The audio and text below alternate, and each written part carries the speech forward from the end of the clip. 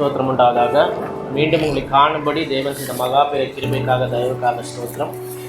என்னை அன்போடு அழைத்த பாஸ்டருக்காகவும் அவருடைய துணைவியருக்காகவும் ஆண்டவருக்கு ஸ்தோத்திரம் செலுத்துகிறேன். அது மட்டுமில்லாமல் அவருடைய ஊழியத்தையும் அவர் குடும்பத்தையும் அவருடைய தொழிலையும் ஆண்டவர் ஆசீர்வதித்து பெருக பண்ணுவாராக. ஆமென். ஜெபிக்கலாமா? பிரயோஜனமானவற்றை எங்களுக்கு போதித்து நாங்கள் நடக்க வேண்டிய வழிகள் எங்களை நடத்தி எங்கள் மேல் கண்களில் வைத்து ஆலோசனை சொல்லுகிற எங்கள் அன்பின் பரலோக தகப்பனே, என் வாயின் வார்த்தைகளும் கேட்கிற உங்கள் இதயத்தின் தியானமும் உங்கள் சமூகத்தில் எப்போதும் பிரீதியாக இருப்பதாக. அல்லேலூயா, அல்லேலூயா. இன்றைக்குரிய செய்தியை நான் ஆண்டவர் சமூகத்தில் நோக்கி பார்த்தபோது ஆண்டவர் உங்களை உற்சாகப்படுத்தக்கூடிய ஒரு செய்தியை கொடுத்தார். உங்களை உற்சாகப்படுத்தக்கூடிய உங்களுடைய விசுவாசத்தை உயர்த்தக்கூடிய ஒரு செய்தியை கொடுத்தார். ஒரு காரியம் கண்டிப்பாக சொல்ல முடியும், ஆண்டவர் இந்த சபையை நேசிக்கிறார். ஏன்னா அவர் கொடுத்த செய்தியும் பிரதர் ஜோஷிப்பில் சொன்ன காரியங்களும் எல்லாம் ஒத்து போனது. ஏன்னா அவர் பண்ணும்போது விண்ணப்பத்தை குறித்து பேசினார் இல்லையா? நம்ம ஜெபத்துக்கு இதனால் நம்மளுக்கு தடையாக இருக்கிறது, ஏன் நம்ம ஜெபம் கேட்கப்படாமல் போகிறதுன்னு சொல்லும்போது அவர் சொன்னார் விசுவாச குறைச்சல். ஏன் நமக்குள்ளே இந்த விசுவாச குறைச்சல் இருக்கும்போது நம்ம ஜெபங்களுக்கு பதில் வராமல் அது ஒரு தடையாக இருக்கிறதுன்னு சொன்னார். அதே காரியத்தை தான் ஆண்டவர் இந்த செய்தியாகவும் ஆண்டவர் கொடுத்தார். செய்தியின் தலைப்பை பார்க்கும்போது ஆண்டவர் கொடுத்த செய்தியின் தலைப்பு ஜெபமும் விசுவாசம். இது ஒரு ஆண்டவருக்கு ஸ்தோத்திரம் செலுத்துகிறேன். ஏன்றால் இது ஒரு உற்சாகப்படுத்தக்கூடிய ஒரு செய்தியாக இருக்கிறது. உங்களுடைய விசுவாச வாழ்க்கையை கட்டி எழுப்பக்கூடிய செய்தியாக இருக்கிறது. செய்தியின் முடிவில் நீங்கள் யார் என்பதை நீங்கள் நன்றாக புரிந்து கொள்கிறீர்கள். எந்த ஸ்தானத்தில் ஆண்டவர் உங்களை வைத்து இருக்கிறார் இல்லையா? நம்ம ஏதோ ஒரு இந்த உலகத்தில் வந்தோம், வாழ்ந்தோம், முடிஞ்சது, கஷ்டப்படுறோம் அப்படின்னு ஆண்டவர் ஒருபோதும் நினைக்கிறதில்ல. உங்களை ராஜாக்களாகவும் பிரபுக்களாகவும் ஆண்டவர் உயர்த்தி வைத்திருக்கிறார். அந்த உணர்வு உங்களுக்குள்ளே இருக்கும்போது ஆண்டவர் கண்டிப்பாக உங்களுடைய வாழ்க்கையிலையும் உங்களுடைய வேலை ஸ்தலத்தையும் உங்களுடைய ஆவிக்குரிய வாழ்க்கையும் ஆண்டவர் கண்டிப்பாக ஆசீர்வதித்து பெருக பண்ணுவார். சரிங்களா? நம்ம அதுக்கு ஆதாரமாக ஒரு வசனத்தை படிப்போம். யாக்கோபு எழுதின புஸ்தகம் 1ஆம் அதிகாரம் வசனங்கள் 5 முதல் 8 வரை.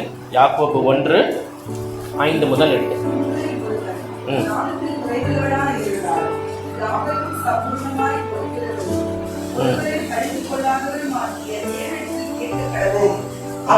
அப்பொழுது அவனுக்கு கொடுக்கப்படும். ஆனாலும் அவன் எவ்வளவாகிலும் சந்தேகப்படாமல் விசுவாசத்தோடு கேட்க கடவன். சந்தேகப்படுகிறவன் காற்றினால் அடிபட்டு அலைகிற கடலின் அலைக்கு ஒப்பாய் இருக்கிறார். அப்படிப்பட்ட மனுஷன் தான் கர்த்தரிடத்தில் எதையாகிலும் பெறலாம் என்று நினையாதிருப்பானாக. இருமனம் உள்ளவன் தன் வழிகளில் எல்லாம் நிலையற்றவனாய் இருக்கிறான். பாருங்க, அந்த 5ஆம் வசனம் சொல்லுகிறது, உங்களில் ஒருவன் ஞானத்தில் குறைவுள்ளவனாயிருந்தால் யாவருக்கும் சம்பூர்ணமாய் கொடுக்கிறவரும் ஒருவரையும் கடிந்து கொள்ளாதவருமாய் இருக்கிற தேவனிடத்தில் கேட்க கடவன், அப்பொழுது அவனுக்கு கொடுக்கப்படும். இந்த வசனம் பொதுவாக படிக்கிற பிள்ளைகளுக்கு சொல்லுவாங்க இல்லையா? படிக்கிற பிள்ளைகளுக்கு ஞானத்தில் குறைவு இருக்கும்போது ஆண்டவருடைய கேளுங்கன்னு சொல்லுவாங்க. ஆனால் நம்ம அதை பற்றி பார்க்க போகிறதில்ல. ஞானத்தில் குறைவு அல்லாது ஏதோ ஒன்றில் உங்களுக்கு ஒரு குறைவு, சரிங்களா? ஆவிக்குரிய வாழ்க்கையில் குறைவு, வேத வாசிப்பில் குறைவு, சமாதான குறைவு, பரிசுத்தத்தில் வாழ்வதில் குறைவு, கர்த்தரிடத்தில் அன்பு கூறுவதில் குறைவு, பணக்குறைவு, ஏதோ ஒரு குறைவை நமக்குள்ளே இருக்கிறது. அப்போது நம்ம இந்த குறை நீங்கும்படி என்ன பண்ணுமா? கர்த்தரிடத்தில் கேளுங்கள் என்று வேதம் நம்மளை உற்சாகப்படுத்துகிறது இல்லையா? இப்போ நம்ம ஞானத்தில் குறைவுள்ளதாக இருந்தால் ஏதாவது ஒரு குறைவு இருக்கும்போது சம்பூர்ணமாய் கொடுக்கிறவரிடத்தில் நம்ம கேட்கணும் இல்லையா? அப்போ இந்த சம்பூர்ணமாய் கொடுக்கிறவர் என்னன்னா முழுமையான அல்லது நிறைவாக நம்ம கொடுக்கிறார். ஏதோ ஒரு கிள்ளி கொடுக்கறது இல்லை. ஆண்டவர் சம்பூர்ணமாய் கொடுக்கிறார், அள்ளி கொடுக்கிற ஆண்டவராக இருக்கிறார். நமக்குள்ள ஒரு ஏதாவது ஒரு குறைவு இருக்கும்போது ஆண்டவரிடத்தில் கேட்கும்போது ஆண்டவர் அதை நிறைவாக கொடுக்கிறார். ஆனால் இதுக்கு ஒரு நிபந்தனை ஆண்டவர் சொல்றார். என்ன சொல்றாருன்னா 6ஆம் வசனத்துல, ஆனாலும் அவன் எவ்வளவாகிலும் சந்தேகப்படாமல் விசுவாசத்தோடு கேட்க கடவன் இல்லையா? சந்தேகப்படுகிறவன் காற்றினால் அடைப்பட்டு அலைகிற கடலின் அலைக்கு ஒப்பாக இருக்கிறார் இல்லையா? அப்போ சந்தேகப்படாமல் விசுவாசத்தோடு கேட்கணும். ஏன்னா சந்தேகப்படுகிறவன் எப்படி இருக்கிறான்னா காற்றினால் அடிப்பட்டு அலைகிற கடலின் அலைக்கு ஒப்பாக இருக்கிறான். பழம் வரும்போது பார்க்குறீங்களா, ஒரு பெருசா இல்லையா பொங்கிட்டு வரும், ஆனால் கிட்ட எப்படி ஆகிடும்? புஷ்ஷுன்னு போயிடும். இப்போ சந்தேகத்தோடு நம்ம ஜெபம் பண்ணும் போதும் இந்த அலையை போல தான் நம்ம ஒரு மனிதனும் காணப்படுகிறான். இப்போ இந்த சந்தேகத்தை போட்டு கேட்கப்படுகிறப்போ எப்படி இருக்கிறான்னா ஒரு அலையை போல ஆரம்பத்தில் பெருசாக பொங்கிட்டு வந்தாலும் கடைசியில் என்ன ஆகுது? அது ஒன்றுமே இல்லாமல் போயிடுது. 7ஆம் வசனம் சொல்லுகிறது, அப்படிப்பட்ட மனுஷன் இந்த கர்த்தரிடத்தில் எதையாகிலும் பெறலாம் என்று நினையாது இருப்பானாக. இல்லை நினைச்சு கூட பார்க்காதன்றார். இந்த சந்தேகத்தோடு நீங்கள் ஜெபம் பண்ணும்போது கர்த்தரிடத்தில் நீங்கள் ஏதாவது பெறலாம் என்று கூட எப்படி இருக்கணுமா நினைச்சு கூட பார்க்காதீங்கன்னு வசனம் சொல்கிறார். அதான் 7ஆம் வசனம் சொல்லுகிறது இல்லையா. இந்த சந்தேகம் இல்லையா, இந்த இருமனம் என்ன பண்ணுறது, நம்ம ஜெபத்துக்கு ஒரு பெரிய தடையாக இருக்கிறது இல்லையா. அது அவிசுவாசம் கூட இல்லை, அது சந்தேகம். எப்படின்னா நம்ம ஜெபிக்கிறோம், ஜெபித்த பிறகு நம்மளுக்கு சந்தேகம் வருது. இந்த ஜெபத்துக்கு ஆண்டவர் பதில் தருவாரா தரமாட்டாரா இல்லையா, அது நடக்குமா நடக்காதா, சூழ்நிலை இப்படி இருக்கிறது, பிரச்சனை இப்படி இருக்கிறது. நம்ம ஜெபிக்கும் போது நல்ல விசுவாசத்தோடு ஜெபிக்கிறோம். ஆனால் ஜெபிச்சு முடிச்சோடனே நமக்கு ஒரு சந்தேகம் ஒன்று வருகிறது இல்லையா. நான் சொல்கிறேன், சந்தேகப்படுகிறவர்களுக்கு 100% ஜெபத்துக்கு பதில் வராது. ஏன்னா நம்ம ஜெபத்தை குறித்து நம்ம சந்தேகப்படுகல, நம்ம ஜெபத்துக்கு பதில் தருகிற ஆண்டவரே நம்ம சந்தேகப்படுகிறோம் இல்லையா. இது சந்தேகம் ஒரு பெரிய எதிரியாக இருக்கிறது இல்லையா. அதை நம்ம வேரோடு நம்ம அதை பிடுங்கி எறிய வேண்டும். ஒரு துளி கூட நமக்கு உள்ள சந்தேகம் இருக்கக்கூடாது. நம்ம ஜெபிக்கும் போது நம்ம விசுவாசத்தோடு ஜெபிக்கணும். எந்த ஒரு சந்தேகமும் நமக்குள்ள இருக்கக்கூடாது. கர்த்தர் நம்ம ஜெபத்தை கேட்க விரும்புகிறார், நம்ம மேன்மைப்படுத்த விரும்புகிறார், நம்ம ஆசீர்வதிக்க விரும்புகிறார். ஆனால் இந்த சந்தேகம், அந்த இருமனம் நமக்குள்ள இருக்கும்போது என்ன ஆகுது, அந்த ஜெபத்துக்கு பதில் பெற முடியாமல் அது போகிறது இல்லையா. கர்த்தர் நமக்கு பதில் தருவார், நம்ம ஜெபத்துக்கு பதில் தருவார் என்ற முழுமையான நிச்சயத்தோடு நம்ம ஜெபிக்கணும். சரிங்களா. இது நல்லா நீங்கள் ஞாபகத்தில் வச்சுக்கோங்க. நம்ம ஜபிக்கும் போது கர்த்தர் கண்டிப்பாக பதில் தருவார் அப்படின்ற விசுவாசம் உங்களுக்குள்ளே இருக்கணும். ஒரு துள்ளி அளவு கூட சந்தேகம் உங்களுக்குள்ள இருக்கக்கூடாது. சரிங்களா. நம்ம சில வேளையில் ஆராய்ந்து பார்ப்போம் இல்லையா. நம்ம ஒழுங்காக தானே ஆலயத்துக்கு வரோம், ஒழுங்காக தானே நம்ம வாழ்க்கை இருக்கிறது, நான் ஒழுங்காக தானே வேதத்தை படிக்கிறேன் இல்லையா, அப்படியே எனக்கு ஒரு சோதனை, அப்படியே எனக்கு என் காரியங்கள் கேட்கப்படாமல் இருக்கிறது, எனக்கே இந்த பற்றாக்குறை, எனக்கே இந்த காரியம் அப்படின்னு பார்க்கும்போது இதுக்கு ஜஸ்ட் ஒரு சந்தேகம் போதும் இல்லையா.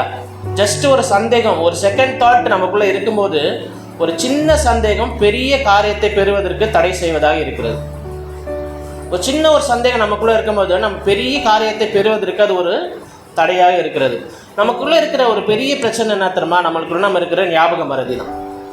ஏன்னா நீங்கள் உங்கள் வாழ்க்கை நீங்கள் கடந்த கால வாழ்க்கையை நீங்கள் நினச்சி பார்க்கும்போது இதே போல் ஒரு சூழ்நிலை, இதே போல் ஒரு பிரச்சனை, இதே போல் ஒரு குறைவு, இதே போல் ஒரு பற்றாக்குறையில் நீங்கள் இருந்திருப்பீங்க. ஒரு வருஷத்துக்கோ 2 வருஷத்துக்கு முன்னாடியோ ஜெபிச்சிருப்பீங்க. ஆண்டவர் உங்களுக்கு அதை கடந்து வர பண்ணியிருப்பார், அங்கே ஒரு வெற்றியை தந்திருப்பார், உங்களுக்கு தேவையை சந்திருப்பார். ஒரு 6 மாதம் கழிச்சோ இல்லை 1 வருஷம் கழிச்சோ அதே போல் சூழ்நிலை உங்களுக்கு வரும். ஆனால் நீங்கள் என்ன பண்ணுவீங்க, ஆண்டவர் அப்போ கொடுத்தாரே அப்படின்னு நம்ம நினைக்காம போயிடுவோம், நம்ம மறந்துடுவோம். திருப்பியும் அதே புலம்பல், அதே கண்ணீர், ஆண்டவரே தாரும் தாரும் சொல்லுவோம். ஆனால் ஆண்டவர் சொல்கிறாரு, உங்களை ஒவ்வொரு நிலையிலும் ஆண்டவர் நடத்தி கொண்டு இருக்கிறார். எந்த சூழலும் ஆண்டவர் உங்களை கைவிட மாட்டார். ஏன்னா அப்படி நடத்தின ஆண்டவர் இப்பயும் நடத்துவார் இல்லையா. கோவிட் டைமில் பாருங்கள், எத்தனையோ பேர் மறித்தார்கள், நம்ம இன்னும் ஜீவனோடு தான் இருக்கிறோம் இல்லையா. அதை நம்ம நினச்சி பார்க்க மாட்டோம். நம்ம ஒரு சின்ன பிரச்சனை வந்தாலே நம்ம சோர்ந்து போயிடுவோம் இல்லையா. ஆண்டவர் ஒவ்வொரு காரியத்திலும் ஒவ்வொரு வேலையும் நினைத்து கொண்டு இருக்கிறார். ஆனால் சில வேலையும் நம்ம மறந்து போயிடுவோம். நான் வேதத்தில் ஒரு சம்பவத்தை சொல்கிறேன். இங்கே தாவீது பாருங்கள், எவ்வளோ அழகாக சவுலிடம் சொல்லுவார். சவுல் ஒரு நெகட்டிவாக அவர்கிட்ட பேசுவார். இந்த தாவீது இந்த கோலியாத்தின் காரியத்தில் பார்க்கும்போது படிக்கிறீங்களா, 1 சாமுவேல் 17ஆம் அதிகாரம் 33லேருந்து 37 வரைக்கும் படிக்கலாம். 1 சாமுவேல் 17:33. அப்பொழுது சவுல் தாவீதை நோக்கி, நீ இந்த பெலிஸ்தரோடு எதிர்த்து யுத்தம் பண்ண உன்னால் ஆகாது, நீ இளைஞன், அவனோ தன் சிறுவயது முதல் யுத்த வீரன் என்றான். இங்க பாருங்க, சவுல் ராஜா தாவீதை பார்த்து நெகட்டிவா சொல்றாரு இல்லையா. நீ இந்த பெலிஸ்தனோடு எதிர்த்து யுத்தம் பண்ண உன்னால் ஆகாது, உன்னால முடியாதுப்பா, உன்னால செய்ய முடியாது, உனக்கு அந்த தகுதி இல்லை. ஏன்னா நீ சிறு பையன், நீ இளைஞன், அவனோ யுத்த வீரன், சிறு வயது முதலே அவன் யுத்த வீரனா இருக்கிறான், உன்னால முடியாதுன்னு சொல்றான். இப்போ தாவீது அவனுக்கு என்ன சொல்றான் பாருங்க. இதுதான் ரொம்ப தாவீதை குறித்து ஒரு மேன்மையாக ஒரு காரியமா இருக்கிறது. தாவீது சொல்றாரு பாருங்க, 37ஆம் வசனம். தாவீது சவுலை பார்த்து, உன்னுடைய அடியான் என் தகப்பனுடைய ஆடுகளை மேய்த்துக் கொண்டிருக்க போது ஒரு விசை ஒரு சிங்கமும் ஒரு விசை ஒரு கரடியும் மந்தியில் இருக்கிற ஒரு ஆட்டை பிடித்துக் கொண்டது. நான் அதை தொடர்ந்து போய் அதை அடித்து அதை அதன் வாய்க்கு தப்புவித்தேன். அது என் மேல் பாய்ந்த போது நான் அதன் தாடியை பிடித்து அதை அடித்து கொன்று போட்டேன். பாருங்க, 34ஆம் வசனத்துல தாவீது அவருக்கு நடந்த ஒரு சம்பவத்தை நினைவு கூர்ந்து சவுலுக்கு சொல்றாரு. என்ன சொல்றாருன்னா, நாடுகளை மேய்த்து கொண்டு இருந்தேன், அப்போ ஒரு விசை ஒரு சிங்கமும் ஒரு கரடியும் மந்தையிலிருந்து ஆடை வந்து பிடித்து கொண்டு போனது. நான் அதை தொடர்ந்து போய் அதை அடித்து அதன் வாய்க்கு தப்பு வித்தேன். அந்த சிங்கத்தை பிடிச்சு அடித்து அது வாயிலேருந்து அந்த ஆட்டை காப்பாற்றினேன். அப்போ என்ன பண்ணிச்சு, அந்த சிங்கம் என் மேலே பாய்ந்தது. அப்போது தாடியை பிடித்து அதை நான் கொண்டு போட்டேன். தாடியை பிடித்தனா அது கண்டிப்பாக ஒரு ஆண் சிங்கமாக இருக்கும். ஏன்னா பெண் சிங்கத்தை பார்க்கும்போது ஆண் சிங்கம் வந்து 2 மடங்கு வந்து பலசாலியாக இருக்கும். அப்போ பாருங்க, ஒரு ஆண் சிங்கம் அவனை தாக்க வரும்போது அவன் அதை அடித்து என்ன பண்ணானா, கொன்று போட்டானா இல்லையா? அந்த சிங்கத்து 36ஆம் வசனம் பாருங்க. அந்த படிங்க. அந்த சிங்கத்தையும் அந்த கரடியையும் உம்முடைய அடியானாகிய நான் கொன்றேன். எந்த சிதறும் இல்லாத இந்த பெலிஸ்தனும் அவைகளில் ஒன்றை போல இருப்பான். அவன் ஜீவனுள்ள தேவனுடைய சேனைகளை நிந்தித்தானே என்றார். இப்போ பாருங்க, அவர் சொல்றாரு, இந்த சிங்கத்தையும் கரடியும் நான் அடிச்சு போட்டேன். அவர் பழச மறக்கல. அதே போலதான் இந்த பெலிஸ்தியனும் இருக்கிறான். இவனை நான் வந்து எளிதாக நான் வந்து கொண்டு போடுவேன்னு சொல்றேன். இப்போ தாவீதோட வாழ்க்கையில பார்க்கும்போது கர்த்தர் செய்த காரியத்தை அவர் வந்து மறக்காம இருக்கிறார். இப்போ ஒரு புதுசாக ஒரு சூழ்நிலை, ஒரு புதுசாக ஒரு பிரச்சனை வரும்போது அவர் அதை நினைவு கூறுகிறாரு. நம்மளுடைய வாழ்க்கையில் நான் சொல்கிறேன், உங்களுக்கு ஒரு ஏதாவது பிரச்சனை சூழ்நிலை வரும்போது கர்த்தர் பழைய காரியங்களையும் கொஞ்சம் நினைச்சு பாருங்கள். ஆண்டவர் இப்படிப்பட்ட சோதனையிலேருந்து, இப்படிப்பட்ட பிரச்சனையிலேருந்து என்னை விடுவிச்சாரு, இதனால் வரைக்கும் என்னை உயிரோடு வைத்திருக்கிறாரு, கண்டிப்பாக இந்த சூழ்நிலையிலும் என்னை விடுவிப்பார் என்ற நிச்சயம் அவருக்குள்ளே இருக்கும்போது கண்டிப்பாக ஆண்டவர் அங்கே விடுதலை தருவார். அது மட்டும் நீங்கள் மறந்துடாதீங்க. எந்த சூழ்நிலையும் ஆண்டவர் உங்களை கைவிட மாட்டார். எந்த சூழ்நிலையும் ஆண்டவர் உங்களை நடத்துவார். ஆனால் உங்களுக்குள்ள அந்த சந்தேகம் இருக்கக்கூடாது. உங்களுக்குள்ள 100% அந்த விசுவாசம் உங்களுக்குள்ளே இருக்கும்போது ஆண்டவர் எல்லாருக்கும் ஜெயத்தை மாற்றுவார். இப்போ 37ஆம் வசனம் பாருங்க. இன்னும் தாவீது என்னை சிங்கத்தின் கைக்கும் கரடியின் கைக்கும் தப்புவித்த கர்த்தர் இந்த பெலிஸ்தனுடைய கைக்கும் தப்புவிப்பார் என்றான். அப்பொழுது சவுல் தாவீதை பார்த்து, ஓ, கர்த்தர் உன்னோட கூட இருப்பாராக என்றார். சவுல் என்ன சொல்றாரு? தாவீதை பார்த்து, ஓ, கர்த்தர் உன்னோட கூட இருப்பாராக. முன்பு சவுல் என்ன சொன்னாரு? நீ போகாதன்னாரு இல்லையா? நெகட்டிவாக பேசினாரு. அவரை நெகட்டிவாக பேசி அவரை போவாதன்னு சொல்லி அவரை தடுத்தாரு. ஆனால் 37ஆம் வசனம் பார்க்குறோம், நீ போப்பா, கர்த்தர் உன்னோட கூட இருப்பாருன்னு சொல்கிறார் இல்லையா? இப்போ சவுலில் வந்து ஃபஸ்ட்டு நெகட்டிவாக இருந்தார். இப்போ அவர் வந்து தாவீதை பார்த்து பாசிட்டிவாக சொல்கிறார். எதனால் பார்த்தீங்கன்னா, தாவீது தன்னுடைய வாழ்க்கையில் நடந்த காரியத்தை சவுலுக்கு இங்கே ஒரு சாட்சியாக சொல்கிறார் இல்லையா? அந்த சாட்சிகள் சொல்லும் போது கூட மற்றவங்களை நம்ம வந்து ஆண்டவருக்குள்ளே வழி நடத்த முடியும். நெகட்டிவாக இருந்த சவுலே வந்து பாசிட்டிவாக மாறினார். எதனால்? தாவீது சொன்ன ஒரு சாட்சியினால் இல்லைங்களா? எவ்வளோ ஒரு அற்புதமான சாட்சியில் அவர் பழசை மறக்காமல் சொன்னார், தைரியத்தோடு நின்றார். அதுக்கப்புறம் நடந்த சம்பவங்கள்லாம் உங்களுக்கு தெரியும் இல்லையா? எப்படி அவர் அந்த வெற்றியை பெற்றார், எப்படி அந்த காரியத்தை ஜெயித்தார்னு சொல்கிறார். சரி, இப்போ இந்த சந்தேகத்தை மேற்கொள்வது எப்படி, இந்த விசுவாசத்தை நம்ம எப்படி காத்துக்கொள்ளணும் இல்லையா? நம்ம சொல்கிறோம், நம்ம வாழ்க்கையில் வந்து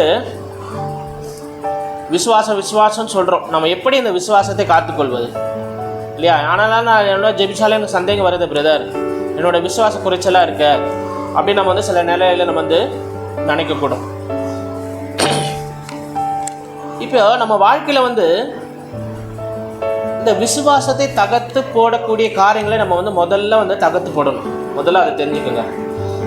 கர்த்தரை விசுவாசிக்கக்கூடிய எண்ணங்களை நம்ம வந்து எப்போதும் வந்து எண்ணங்களை நமக்குள்ள நம்ம வந்து எழுப்ப வேண்டும். சரிங்களா? அதுனா இது என்னன்னா, ஆண்டவரை குறித்து ஒரு சரியான பிக்சர் உங்க மனசுல இருக்கணும். உங்களுக்குள்ள இருக்கும்போது அவர் எந்த காரியத்தை செய்வார், எந்த காரியத்தை செய்ய மாட்டார், அவருடைய சுபாவம் என்ன இல்லையா, அவருடைய அன்பு என்ன, அவருடைய வல்லமை என்ன, அவருடைய அக்கறை என்ன, உங்களை குறித்து அவர் வைத்திருக்கிற தரிசனம் என்ன, திட்டம் என்ன என்பது காரியங்களை நீங்கள் சரியாக புரிஞ்சுக்கிட்டீங்கன்னா இந்த விசுவாசத்தை நீங்கள் வந்து பெருக்கிக் கொள்ளலாம். உங்களுக்கு தேவையானது என்னன்னா, ஆண்டவரை குறித்து ஒரு சரியான ஒரு எண்ணம், ஆண்டவர் குறித்து ஒரு சரியான பிக்சர் உங்களுக்குள்ளே இருக்கும்போது கண்டிப்பாக சொல்கிறேன், அந்த விசுவாசத்தை நீங்கள் வந்து பெருக்கிக் கொள்ளலாம்.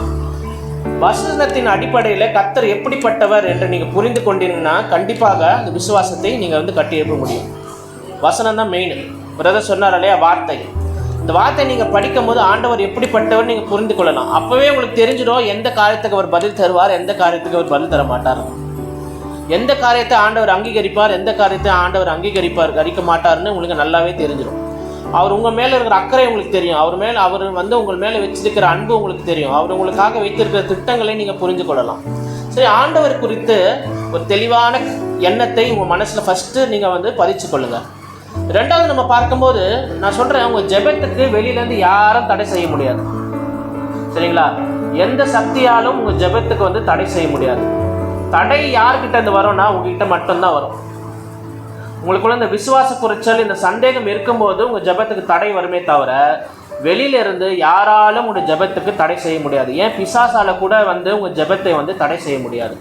நீங்கள் என்ன கேட்கிறீர்களோ அந்த காரியத்தை ஆண்டவர் வந்து செய்வார். பிசாசு கூட தடை செய்ய முடியாது. நான் சொல்கிற அந்த காரியத்தை நல்லா கவனிங்க. இது ஒரு ஆவிக்குரிய காரியமாக இருக்கிறது.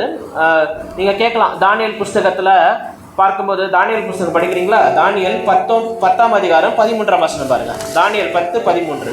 பெர்சியா ராஜ்யத்தின் அதிபதி 21 நாள் என்னோட எதிர்த்து நின்றான். ஆனாலும் பிரதான அதிபதிகளில் ஒருவனாகிய மிகாவேல் எனக்கு உதவியாக வந்தான். அதனால் நான் அங்கே பெர்சியாவின் ராஜாக்களிடத்தில் தரித்திருந்தேன். இப்போ இங்கே என்ன நடக்குதுன்னா, தானியேல் வந்து ஜெபம் பண்ண தொடங்கின போதே அவருடைய ஜெபத்துக்கு வந்து ஆண்டவர் வந்து பதில் தருகிறார். ஏன்னா அவர் வசனத்தை பார்க்கும்போது நீ மிகவும் பிரியமானவன்னு சொல்லுவார். சொல்லிட்டு ஆண்டவர் வந்து தானியேல் ஜெபம் பண்ணும் போதே அவருடைய ஜெபத்துக்கு பரத்திலிருந்து பதில் வருகிறது. அந்த பதிலை இங்கே வந்து காபிரியேல் தூதன் கொண்டு வரும்போது, இந்த ராஜ்யத்தின் அதிபதினா யாருன்னா அந்த சாத்தான் வந்து ஒரு ஜெபத்துக்கு தடை செய்கிறான். அதனால வந்து மிகாவேல் என்ற தூதன் வந்து இவருக்கு வந்து உதவியாக வந்து அந்த சாத்தானோட 21 நாள் வந்து போராடி அதுக்கப்புறம் வந்து அந்த ஜெபத்தை வந்து தானியேல் கிட்ட வந்து கொண்டு வரதாக அந்த வசனம் சொல்லுகிறது. சரிங்களா? அப்போ வந்து தானியேல் வந்து மிக பிரியமானவராக இருந்தாலும் இங்கே என்ன சொல்றதுன்னா, அந்த ராஜ்யத்தின் அதிபதி அவர் ஜெபத்தை வந்து தடை செய்கிறான். சரிங்களா? இப்போ பாருங்க, ஒரு காரியம் என்னன்னா, பழைய ஏற்பாட்டு விசுவாசிகளுக்கும் புதிய ஏற்பாட்டின் விசுவாசிகளுக்கும் உங்களுக்கு இருக்கிற பெரிய ஒரு பாக்கியம் என்னன்னா, பழைய ஏற்பாட்டு விசுவாசிகளுக்கு இயேசுவின் நாமம் கிடையாது.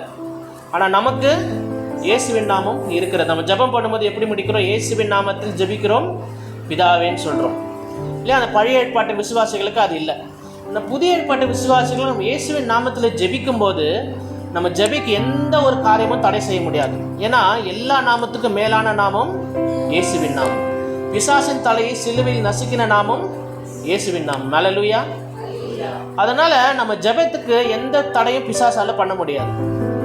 புரியுதுங்களா? இதுதான் ஒரு பெரிய வித்தியாசம்.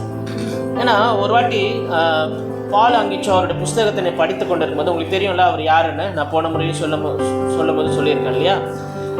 சவுத் கொரியாவில் ஒரு பெரிய சபையை நடத்துகிற கிட்டத்தட்ட 10 லட்சம் பேர் அவரோட சபையில் இருக்கிறாங்க. அவரோட புத்தகத்தில் படிக்கும்போது அவர் சொன்ன ஒரு காரியம், அவர் வந்து ஜப்பான் தேசத்துக்கு போயிருந்தார் இந்த பிரசங்கம் பண்ணதுக்காக. அங்கே ஒரு ஊழியத்தை நடத்த போயிருக்கும் போது அவரோட ஜெபிக்கும் போது அவர் கண்ட ஒரு காரியம் என்னன்னா, அந்த ஜப்பான் தேசத்தை ஒரு வலு சர்ப்பத்தின் ஆவி வந்து அதை சுற்றி கொண்டு இருக்கிறதாக ஒரு தரிசனத்தில் பார்த்தார். ஜப்பான் தேசத்தை ஒரு வலு சர்ப்பத்தின் ஆவி அதை வந்து சூழ்ந்து கொண்டு இருக்கிறத அவர் பார்த்தாரு. அதற்காக முதல்ல வந்து அதை கட்டி ஜெபிச்சார், அந்த சர்ப்பத்தை கட்டி ஜெபிச்சாரு. அதற்கு பிறகு அங்கே ஊழியத்தை செய்யும்படி ஆண்டவர் கிருபை செய்தார்.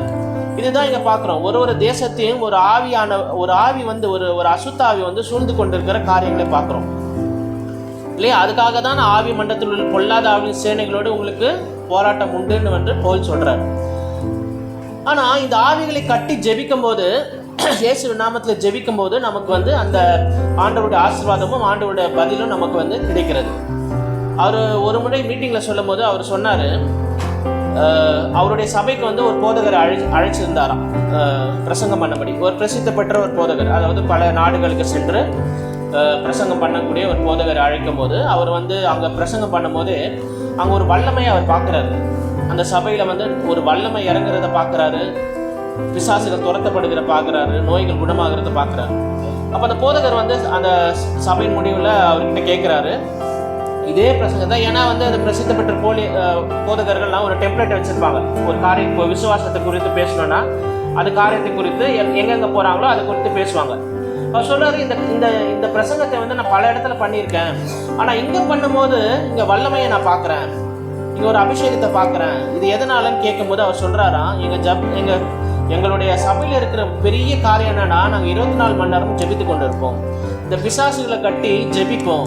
இப்போ இந்த ஜெபம் பண்ணும்போது என்ன ஆகுது, நம்மளோட ஆசீர்வாதத்தை தடை பண்ணுகிற இந்த பொல்லாத ஆவின் சேனைகள்லாம் வந்து விலகுகிறது. அதனால ஜெபம் பண்ண ஆரம்பிக்கும் போதே ஆண்டவருடைய பதிலும் ஆண்டவருடைய பிரச்சனமும் எங்கள் சபையை வந்து நிரப்பி கொண்டு இருக்கிறதுன்னு அவர் சொன்னார். அந்த ஜெபத்துக்கு அவ்வளவு வல்லமை இருக்கிறது இல்லையா? அதனால தான் பிரதர் இப்போ சொன்னார் இல்லையா, இந்த 21 நாள் ஜெபம், குடும்ப ஜெபம், அது எதுக்கு இப்போ ஸ்ட்ரெஸ் பண்ணி சொல்கிறோன்னா, அந்த ஜெபத்தின் வல்லமை நீங்கள் புரிந்து கொள்ள தான். நம்ம இயேசுவின் நாமத்தில் ஜெபிக்கும் போது நமக்கு இருக்கிற தடைகள் எல்லாம் விலகி போகிறது. பிசாசால் நம்மளை வந்து ஒன்றும் செய்ய முடியாத காரியம் இருக்குது. ஏன்னா இயேசுவின் நாமம் எல்லா நாமத்துக்கும் மேலான நாமம். அதுக்கு நம்ம முடிக்கும் போது இயேசுவின் நாமத்தினால தான் நம்ம ஜெபத்தை வந்து நம்ம ஏறெடுக்கிறோம். சரிங்களா? ஸோ இந்த கால வேளையில் ஒரு 4 காரியங்களை குறித்து உங்களுக்கு நான் இப்போ சொல்ல போகிறேன். இந்த 4 காரியங்கள் எதுக்குன்னா, உங்களுக்குள்ளே இருக்கிற இந்த சந்தேகத்தை மேற்கொள்வது எப்படி இல்லையா? இந்த காரியத்தை நம்ம பார்க்கும்போது நீங்கள் எப்படிப்பட்டவர்கள், ஆண்டவர் உங்களை எந்த ஸ்தானத்தில் வைத்திருக்கிறாரு, உங்கள் ஜெபத்துக்கு ஆண்டவர் எப்படி வந்து பதில் தர ஆவலாக இருக்கிறாரு நம்ம வந்து பார்க்க போகிறோம். சரிங்களா? திருப்பி கொள்ளுங்கள் 2 நாளாகமும் 7ஆம் அதிகாரம் 15, 16. 2 நாளாகமும் 7, 15, 16. இந்த ஸ்தலத்திலே செய்யப்படும் ஜெபத்திற்கு என் கண்கள் திறந்தவையும் என் செவிகள் கவனிப்புமாய் இருக்கும். என் நாமம் இந்த ஆலயத்தில் என்றென்றைக்கும் இருக்கும்படி நான் இதை தெரிந்து கொண்டு பரிசுத்தப்படுத்தினேன். என் கண்களும் என் இருதயமும் எந்நாளும் இங்கே இருக்கும்.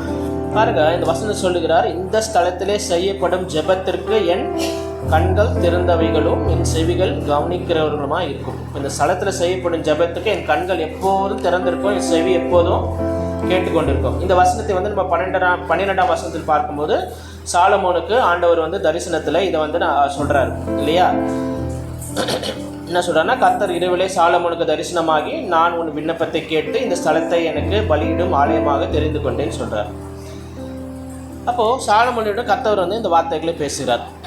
அப்போ இந்த இடத்துல வந்து நீங்கள் முழங்கால் படிட்டு ஜெபிக்கும் போது நான் அதை வந்து கேட்பேன் இல்லையா?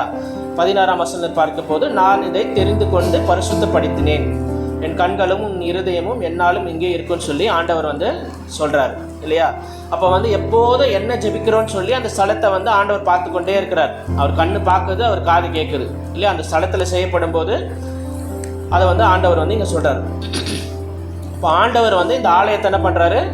கனம் பண்ணுகிறார் இல்லையா? பின்னாட்கள் நம்ம பார்க்கும்போது கூட தானியேல் வந்து எருசலேம் ஆலயத்தை பார்த்து பலகணிகள் திறந்து வந்து ஜெபம் பண்ணுவார் இல்லையா? பலகணிகள் திறந்து எருசலேமை நோக்கி தான் அவர் ஜெபம் பண்ணுவார். ஏன்னா அந்த ஆண்டவர் கொடுத்த இது வாக்கு பண்ணிட்டு இருக்காரு இல்லையா?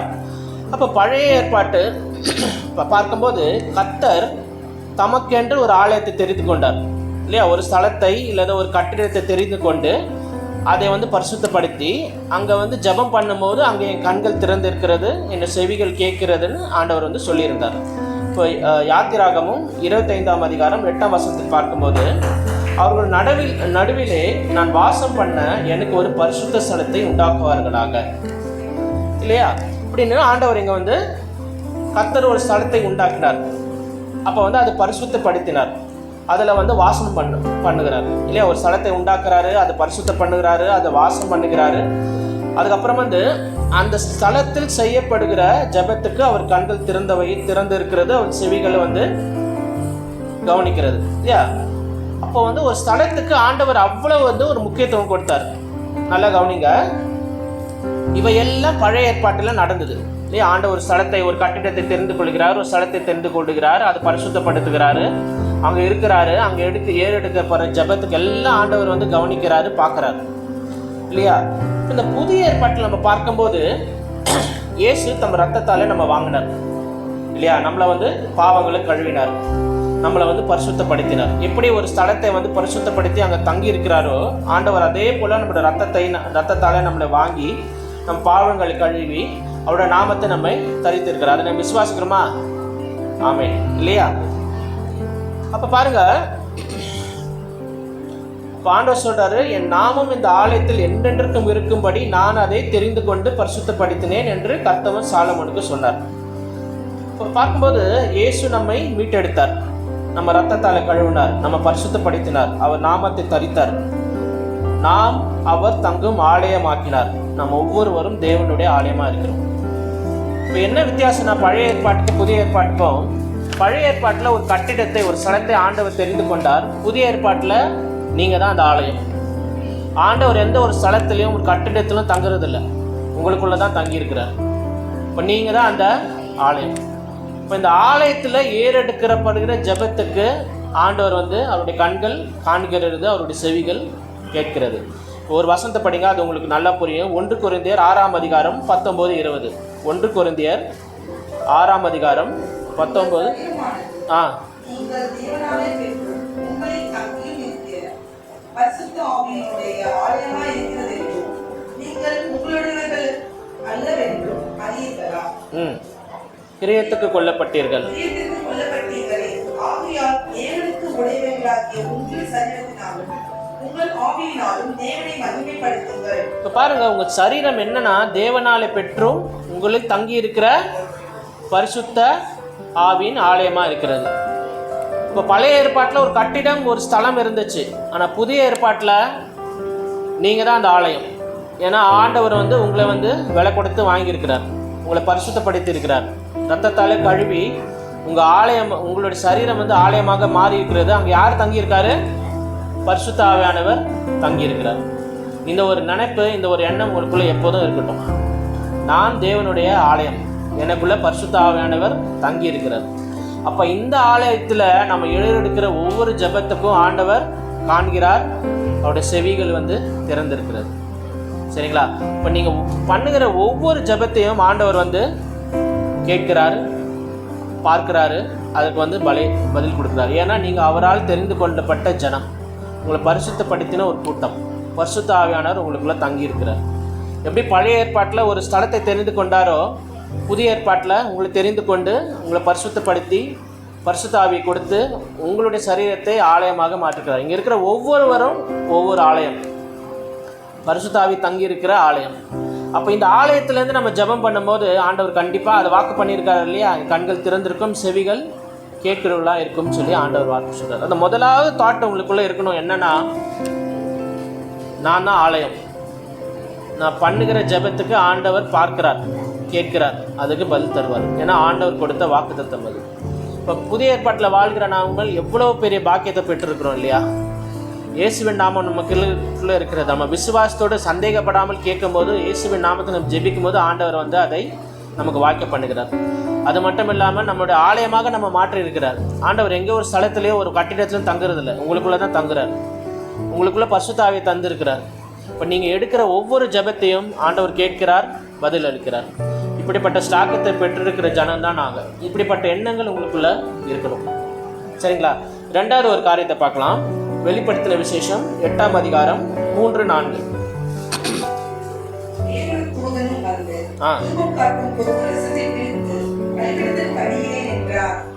சிங்காசனத்திற்கு முன்பாக இருந்த ஒரு பீடத்தின் மேல் சகல பரிசுத்தவான்களுடைய ஜெபங்களோடு செலுத்தும்படி மிகுந்த தூபவர்க்கம் அவனுக்கு கொடுக்கப்பட்டது. அப்படியே பரிசுத்தவான்களுடைய ஜெபங்களோடு செலுத்தப்பட்ட தூபவர்க்கத்தின் புகையானது தூதனுடைய கையிலிருந்து தேவனுக்கு முன்பாக எழும்பிற்று. இங்கே நல்லா கவனிங்க, இங்கே ஒரு வெளிப்பாடு கிடைக்கிறது. என்னன்னா, தேவ ஆவியானவர் யோவானை நிரப்பினார், அவர் வந்து ஆவிக்குள்ளானார். அப்போ பரலோகத்தில் என்ன நடக்கிறதுன்னு அவர் அங்கே பார்க்குறாரு இல்லையா? நம்முடைய மாம்ச கண்களில் நம்ம என்ன பார்க்குறோமோ அதை காட்டிலும் பரலோகத்தில் ஆவிக்குரிய கண்களில் நடப்பது அதை காட்டிலும் உண்மையாக இருக்கிறது. நம்ம மாம்ச கண்களில் பார்க்குறது எப்படி நமக்கு உண்மையாக தெரிகிறதோ அதை காட்டிலும் ஆவிக்குரிய வாழ்க்கையில் ஆவிக்குரிய கண்களில் நம்ம பார்க்கும்போது அதுவும் வந்து இதை காட்டிலும் உண்மையாக இருக்கிறது. சரிங்களா? இப்போ இங்கே என்ன நடக்குதுன்னா, தேவனுடைய சிங்காசனத்தில் வந்து அவர் பார்க்குறாரு. என்ன நடக்குது?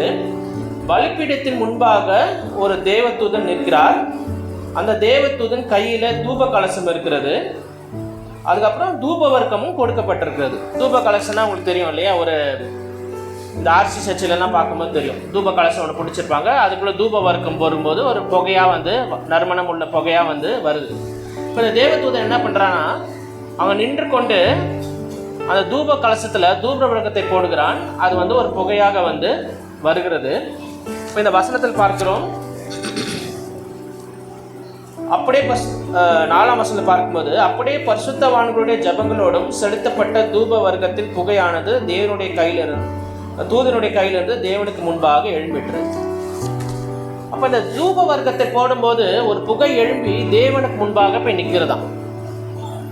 இது பரிசுத்தவான்களுடைய ஜெபங்களோடு செலுத்தப்படும் மிகுந்த தூப வர்க்கம் அவனுக்கு கொடுக்கப்படுகிறது. இங்க என்ன நடக்கிறதுனா, ஃபஸ்ட்டு வந்து யார் இந்த பரிசுத்தவான்கள் நம்ம பார்க்கும்போது நாம் தான் அந்த பரிசுத்தவான்கள். மீட்கப்பட்ட ஒவ்வொரு ஜனமும் பரிசுத்தவான்கள். சரிங்களா? இப்போ என்ன நடக்கிறதா, இந்த பரிசுத்தவான்கள் பண்ணுகிற ஜெபத்தில் ஒரு குறை இருக்கிறது. நம்ம ஜெபம் வந்து வானமண்டலம் வரைக்கும் போகுது, ஆனால் தேவனுக்கு முன்பாக போய் நிற்கிறதுக்கு ஒரு குறைவாக இருக்கிறது. ஏன்னா நம்ம ஜெபத்தில் ஒரே அழுகை, புலம்பல், ஆண்டவரே இதை செய்ய மாட்டீரோ சொல்லி ஒரு கண்ணீரோட நம்ம ஏதோ ஒரு புலம்பி ஜெபிக்கும் போது என்ன ஆகுது, ஆண்டவருக்கு வந்து அந்த ஜெபம் வந்து பிரியம் இல்லாமல் போகிறது. அப்போ நம்ம ஜெபம் வந்து வானமண்டலம் வரைக்கும் போகப்படுகிறது, ஆனால் தேவ சமூகத்தில் போய் நிற்கிறதுக்கு அது தகுதி இல்லாத ஒரு ஜெபமாக மாறுகிறது. இந்த ஜெபத்தை தகுதிப்படுத்துவதுக்கு என்ன ஆகுதுன்னா, ஒரு தூதன் வந்து இந்த தூப வர்க்கத்தில் தூப கலசத்தில் தூப வர்க்கத்தை போர்க்கும் போது அந்த ஜெபத்தோடு மிக்ஸ் ஆகி ஒரு நறுமணமாக தேவனுக்கு முன்பாக போய் எழும்புகிறதாம். இப்போ பாருங்க, நம்ம ஜெபத்தில் குறை இருந்தாலும் அந்த குறையை நிவர்த்தி செய்வதற்கு ஒரு தூதன் அங்கே இருந்து கொண்டு இருக்கிறான். நம்ம ஜெபத்தில் எவ்வளோ குறைவு இருக்கும், எவ்வளோ வந்து தேவனுக்கு பிரியமில்லாமல் கூட காரியங்கள் இருக்கும். ஆனால் வந்து தேவனுக்கு பிரியவாக மாற்றுவதற்கு ஒரு தூதன் நின்று கொண்டு நம்ம ஜெபத்துக்கு பரிசுத்தவான்களுடைய செய்கிற ஜெபத்துக்கு ஒரு வந்து தூப கலசத்தில் வந்து தூப வர்க்கத்தை போட்டு ஒரு நறுமணமாக ஜெபத்தோடு கலந்து ஆண்டவருக்கு முன்பாக எழும்புகிறது. ஆண்டவர் வந்து அது முகந்து பார்க்குறார் இல்லையா? இப்போ நீங்கள் நல்லா புரிஞ்சுக்கொள்ளணும், நம்ம ஜெபம் ஒன்றும் வேஸ்ட்டாக போகலை. நம்ம பண்ணுகிற ஜெபம் வந்து நமக்கு வந்து சரியாக இருக்கலாம், சில நேரத்தில் நம்மளோட ஜெபத்துக்கு வந்து ஆண்டவர் விரும்புகிற தகுதியில் இல்லாமல் இருக்கலாம். ஆனால் பரலோகத்தில் ஒரு காரியம் நடந்து கொண்டு இருக்கிறது. ஆவிக்குரிய கண்களில் வந்து யோவான் பார்க்கிறார். இப்போ ஜெபத்தை வந்து அவரோட தூப கலசத்தில் தூப வர்க்கம் போட்டு ஒரு நறுமணமாக ஆண்டவருக்கு முன்பாக அது எழும்பும்போது ஆண்டவர் வந்து அதை வந்து அங்கீகரிக்கிறார். இதுக்கு ஆதாரமாக ஒரு வசனத்தை பார்க்கும்போது ஆதியாகமம் 8ஆம் அதிகாரம் 20-21 வசனம் பாருங்க.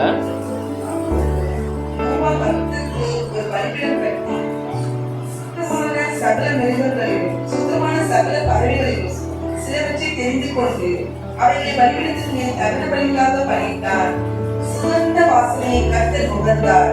அப்பொழுது கர்த்தர், இனி நான் மனுஷன் நிமித்தம் பூமியை சமைப்பதில்லை, மனுஷனுடைய இருதயத்தின் நினைவுகள் அவன் செல்வதற்கு தொடங்கி பொல்லாததாக இருக்கிறது. பாருங்க, 21 வசனம் பார்க்கும்போது சுகந்த வாசனையை கர்த்தர் முகர்ந்தார் இல்லையா? அப்போ ஆண்டவர் வந்து சுகந்த வாசனையை ஆண்டவர் வந்து முகந்தார் என்று வசனம் சொல்லுகிறது இல்லையா?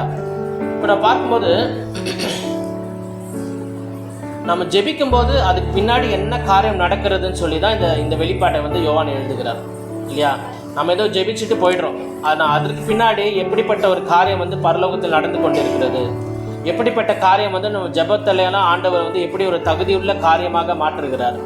அந்த ஜெபத்தோடு அவர் வந்து தூப கலசத்தில் தூப வர்க்கத்தை போட்டு அது ஒரு நறுமணமாக்கி நம்ம ஜெபத்தோடு கலந்து பரிசுத்தவான்கள் செய்கிற ஜெபத்தோடு கலந்து ஆண்டவருக்கு முன்பாக அது எழும்பும்படி செய்து ஆண்டவர் வந்து அதை வந்து ஒரு சுகந்த வாசனையாக முகர்கிறார் நம்ம பார்க்கலாம் இல்லையா? ஆனால் இப்போ தெரிந்து கொள்ளுங்க, உங்களோட ஜெபம் எதுவுமே வீணாக போகிறது இல்லை.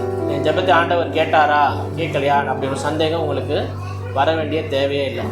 ஏன்னா நீங்கள் பண்ணுற ஒவ்வொரு ஜெபத்தையும் ஆண்டவர் வந்து அது ஒரு சுகந்த நறுமணமாக மாற்றுவதற்காக ஒரு தூதனை வைத்துக்கொண்டு இந்த காரியத்தை செய்து கொண்டிருக்கிறார். முதலாவது நீங்கள் தெரிந்து கொள்ளணும், நீங்கள் தேவனுடைய ஆலயமாக இருக்கிறீர்கள் இல்லையா? இந்த ஆலயத்தில் நீங்கள் செய்யப்படுகிற ஒவ்வொரு ஜெபத்தையும் ஆண்டவர் பார்க்கிறார், ஆண்டவர் கேட்கிறார். ரெண்டாவதாக உங்கள் ஜெபத்தை வந்து ஒரு சுகந்த நறுமணமாக ஆண்டவர் வந்து மாற்றிக்கொண்டிருக்கிறார். அது எப்படிப்பட்ட ஜெபமாக இருக்கட்டும், சிறு பிள்ளைகள் பண்ணுற ஜெபமாக இருக்கட்டும், இல்லை வந்து நம்ம குறைவுள்ள ஜெபமாக இருக்கட்டும், எந்த ஜெபத்தையும் ஆண்டவர் வந்து ஒரு தூதனை கொண்டு அவருக்கு ஏற்றபடி அந்த ஜெபத்தை வந்து மாற்றிக்கொண்டிருக்கிறார். இப்படிப்பட்ட காரியத்தை தான் ஆண்டவர் வந்து பரலோகத்தில் நமக்காக வைத்திருக்கிறார். அல்லேலூயா. மூன்றாவது ஒரு காரியத்தை நம்ம பார்க்கலாம். எபேசியர் 1ஆம் அதிகாரம் 20-23 பாருங்க. எபேசியர் 1:20-23. இங்கே வந்து பரலோகத்தில் என்ன நடக்கிறது நம்ம பார்க்கலாம்.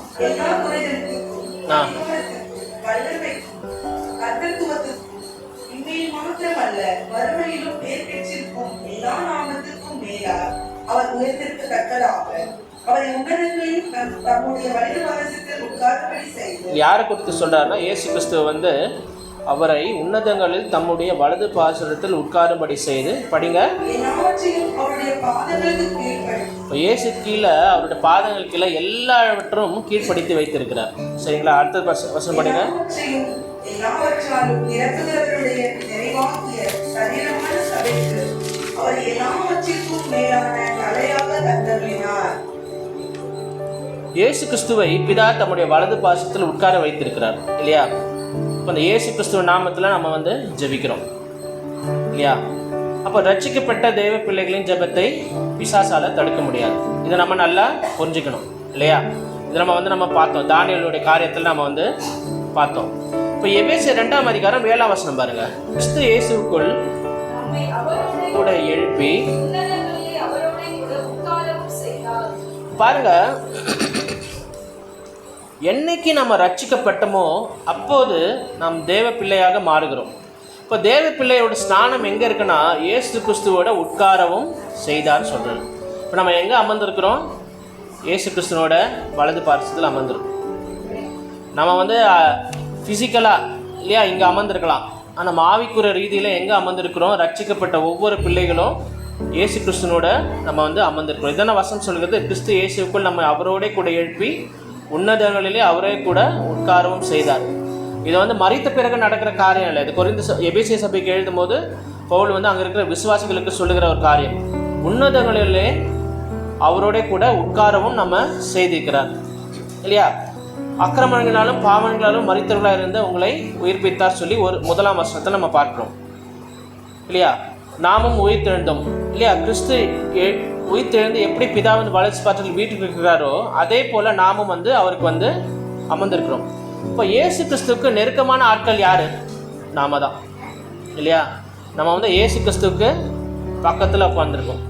இப்போ உங்களுக்கு நெருக்கமான ஒரு ஆட்கள் வந்து உங்ககிட்ட வந்து ஒரு காரியத்தை சொல்லும் போது, உங்ககிட்ட ஒரு தேவையை சொல்லும் போது நீங்கள் வந்து அதை நிராகரிப்பீங்களா? செய்ய மாட்டேன்னு சொல்லுவீங்களா? சொல்ல மாட்டோம் இல்லையா? அப்போ நீங்கள் எங்கெல்லாம் அமர்ந்திருக்கீங்க? இயேசு கிறிஸ்துவோடைய பக்கத்தில் அமர்ந்திருக்கீங்க. இப்போ இயேசு கிறிஸ்து கூட நீங்கள் அமர்ந்திருக்கும் போது அவர்கிட்ட ஒரு காரியத்தை கேட்டால் அவர் செய்யாமல் இருப்பாரா? கண்டிப்பாக செய்வார். ஏன்னா வசனம் சொல்லுகிறது நாம் அவரோட கூட உன்னதங்களில் உட்கார வைக்கப்பட்டிருக்கிறோம். இப்போ வந்து பரலோகத்தில் பார்க்கும்போது ஏராளமான தூதர்கள் இருக்கிறாங்க. காபிரியல் இருக்கிறாங்க, மிகாவேல் இருக்கிறாங்க இல்லையா? செய்திகளை எடுத்து சொல்லுகிற தூதர்கள் இருக்கிறாங்க இல்லையா? எப்போதும் ஒரு பரிசுத்தர் பரிசுத்தர் பரிசுத்தர் என்று போற்றி சொல்லுகிற தூதர்கள் இருக்கிறாங்க. அவருக்கு முன்பாக தூதர்கள் இருக்கிறாங்க. அவர் முன்பாக தூப கலசத்தை பிடித்து கொண்டு இருக்கிற தூதர்கள் இருக்கிறாங்க. ஆனால் எந்த தூதருக்கும் இயேசு கிறிஸ்துவின் அருகில் அமர்வதற்கு யாருக்கும் அனுமதி கிடையாது. அவளுக்கு கோடான கோடி வருஷம் வந்து பரலோகத்தில் இருந்தாலும் இல்லையா, இயேசு கிறிஸ்து இருக்கிற இடத்துல இருந்தாலும் அவளுக்கு வந்து வேலை கொடுத்தாலும் யாருக்கும் வந்து இயேசு கிறிஸ்துவின் பக்கத்தில் அமருவதற்கு அதிகாரமும் கிடையாது, அவளுக்கு வந்து வாய்ப்பும் கிடையாது. அந்த ஸ்தானத்தை அவர் நமக்கு தான் கொடுத்திருக்கிறார். அல்லேலூயா. அப்போ நாம் எப்படிப்பட்டவர்கள்னு நீங்கள் வந்து நினச்சிக்கணும், எப்படிப்பட்டவர்கள் நீங்கள் புரிந்து கொள்ளணும் இல்லையா? தூதர்களுக்கே இல்லாத ஒரு ஸ்தானத்தை இயேசு கிறிஸ்து பிதா நமக்கு கொடுத்திருக்கிறார். ரட்சிக்கப்பட்ட ஒவ்வொரு பிள்ளைகளையும் ஆண்டவர் அப்படி தான் பார்க்குறார். நம்ம எல்லாரும் இயேசு கிறிஸ்து பக்கத்தில் அமர்ந்திருக்கிற பிள்ளைகள். அப்புறம் நம்மளோட ஜபத்துக்கு அவர் வந்து பதில் தராமல் போவாரா? சொல்லுங்க. நம்ம பக்கத்தில் அமர்ந்திருக்கிறோம், அவர்கிட்ட ஒரு காரியத்தை கேட்குறோம், இல்லை நான் செய்ய மாட்டேன்னு சொல்லுவாரா? கண்டிப்பாக சொல்ல மாட்டேன். உங்களோட ஸ்நானத்தை நீங்கள் புரிந்து கொள்ளும்போது, நமக்கு இருக்கிற அந்த இடத்தை நம்ம வந்து புரிந்து கொள்ளும்போது கண்டிப்பாக வந்து ஆண்டவர் வந்து நமக்கு வந்து பதில் தருவார். இந்த காரியத்தை நீங்கள் வந்து மனசில் வைத்துக் கொள்ளுங்கள். தூதர்களுக்கு இல்லாத ஒரு ஸ்நானம், தூதர்கள் இல்லாத ஒரு பாக்கியத்தை ஆண்டவர் உங்களுக்கு எங்களுக்கு ரட்சிக்கப்பட்ட ஒவ்வொரு பிள்ளைகளுக்கும் ஆண்டவர் கொடுத்திருக்கிறார். அல்லேலூயா. முதலாக நம்ம பார்த்தோம், நம்ம தேவனுடைய ஆலயமாக இருக்கிறோம். பரிசுத்த ஆவி நமக்குள்ளே தங்கி இருக்கிறாரு. அதனால் வந்து இந்த ஸ்தலத்தில் ஏறெடுக்கிற ஜெபத்துக்கு எங்கள் கண்கள் திறந்தவைகளும் செவிகள் கேட்குறதுமா இருக்கிறது. நம்ம தான் அந்த ஸ்தலம். நம்ம ஏறெடுக்கும் போது ஆண்டவர் கேட்கிறார் இல்லையா? நம்மளோட ஜெபத்தோட தூப கலசத்தில் தூப வர்க்கம் செய்யப்படுகிறது. அது நறுமணமாக ஆண்டவராக இயேசு கிறிஸ்துக்கு முன்னாடி நிற்கிறது. அப்போ வந்து நம்மளுடைய ஜெபத்தில் குறை இருந்தாலும் அது வந்து குறைகளை அகற்றி ஒரு நிறைவான ஜெபமாக ஆண்டவர் வந்து மாற்றுகிறார். மூன்றாவது, நம்மளுடைய ஸ்தானத்தை நீங்கள் புரிந்து கொள்ளுங்கள். ரட்சிக்கப்பட்ட ஒவ்வொரு பிள்ளைகளும் நம்ம எங்கே இருக்கிறோம்? இயேசு கிறிஸ்துனுடைய அருகாமையில் இருக்கிறோம். நம்ம அருகாமையில் இருக்கும்போது நமக்கு ஆண்டவருக்கு பிரியமான பிள்ளைகளாக நம்ம இருக்கிறோம். அவருடைய ஜபத்துக்கு ஆண்டவர் கண்டிப்பாக பதில் தருகிற ஆண்டவராக இருக்கிறார். கடைசியாக ஒரு காரியத்தை நம்ம பார்த்து முடிக்கலாம். மார்க்கு 11ஆம் அதிகாரம் 19 22 வரைக்கும் படிக்கலாம்.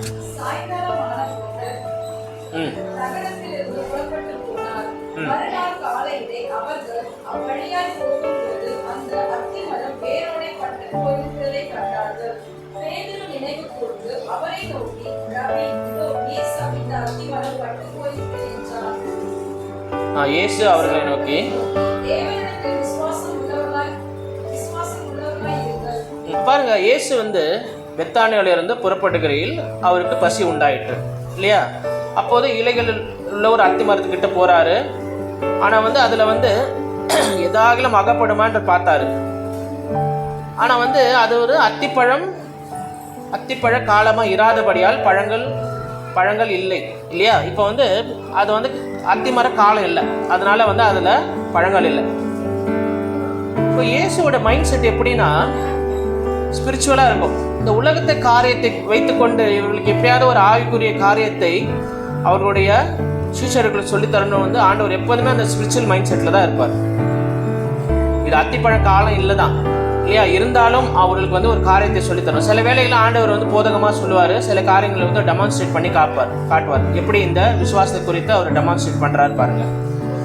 இப்போ இங்கே வந்து ஆண்டவர் வந்து இங்கே சொல்லிட்டு போகிறாரு, இது முதல் ஒரு காலம் ஒருவனும் முன்னிடத்தில் புசியாதிருக்க கடவன் என்றார் சொல்றார். சொல்லிட்டு போயிட்டாரு. அவங்க ஊழியங்கள் எல்லாம் முடிச்சுட்டு திரும்பி வராங்க.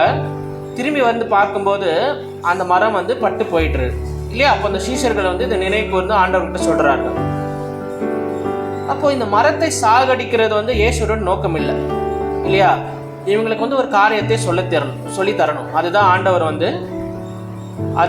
வந்து அவருடைய நோக்கமாக இருந்தது. என்னன்னா ஒரு விசுவாசத்தை குறித்து ஆண்டவர் இவங்களுக்கு சொல்லி தரணும் சரியா?